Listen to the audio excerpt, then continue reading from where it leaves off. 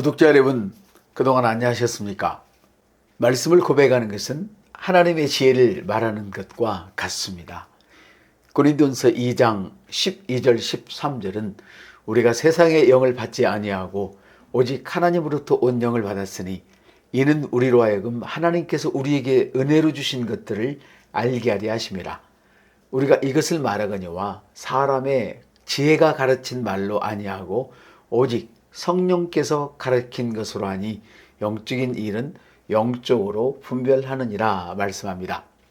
성령님께서 우리를 위하여 하시는 일 중에 하나는 우리의 삶에서 예수 그리스도 안에 있는 우리의 상속과 유업을 발견하도록 도와주시는 것입니다. 고린도전서 2장 13절은 우리가 이것을 말하거니와 사람의 지혜가 가르친 말로 아니하고 오직 성령께서 가르친 것으로 하니 영적인 일은 영적으로 분별하느니라 말씀하는데요. 우리가 하나님의 말씀을 말해야 합니다. 성령께서 우리의 삶에서 하나님의 유업을 발견하도록 하시기 위해서는 우리가 하나님의 말씀을 말해야 합니다. 고린도전서 2장 6절에는 그러나 우리가 온전한 자들 중에서는 지혜를 말하노니 이는 이 세상의 지혜가 아니요 또 이 세상에서 없어질 통치자들의 지혜도 아니오라고 말하는데요. 우리가 하나님의 말씀을 말하는 것은 지혜를 말하는 것입니다. 잘 보십시오. 우리가 하나님의 지혜에 대하여 말한다고 하고 있지 않습니다. 우리가 하나님의 지혜를 말한다고 말씀하고 있습니다. 지혜란 하나님의 말씀입니다. 하나님의 말씀은 다 이루어집니다. 지혜에 대해서 말하는 사람은 많습니다. 하나님의 말씀에 대하여 말하는 사람 많다는 것이죠. 지혜에 대하여 말하는 사람은 많지만 그러나 정작 지혜를 말하지는 않습니다. 지혜에 대하여서 가르치고 책도 쓰지만 지혜를 말하지는 않습니다. 지혜를 말하는 것이란 곧 하나님의 말씀을 말하는 것입니다. 하나님의 말씀에 대하여 말하는 것과 말씀을 말하는 것은 다른 차원입니다. 지혜에 대하여 말하는 것과 지혜를 말하는 것은 다른 차원이라는 이야기입니다.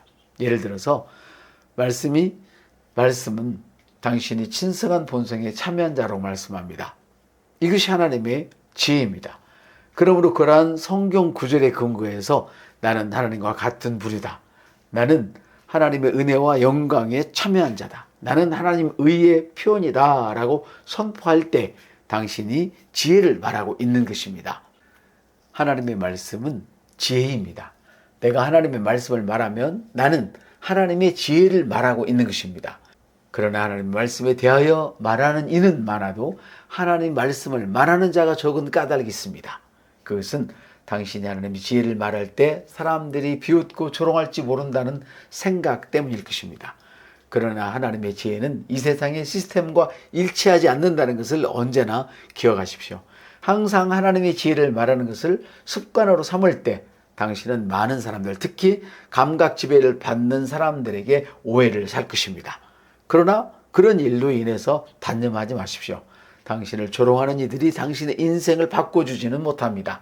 그러므로 상황이 어떻든 말씀이 당신에게 말씀하는 바를 선포하십시오.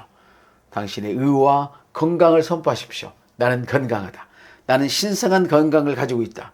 하나님의 생명이 내 온 몸에 흐르고 있다. 그리고 당신의 풍요로움을 선포하십시오. 나는 부유한 자다. 나의 세상은 나의 것이다. 나는 내 인생의 선지자이다. 주님이 가난하게 된 것은 나를 부유케 하기 위함이다. 그러므로 나는 이미 부유한 자다.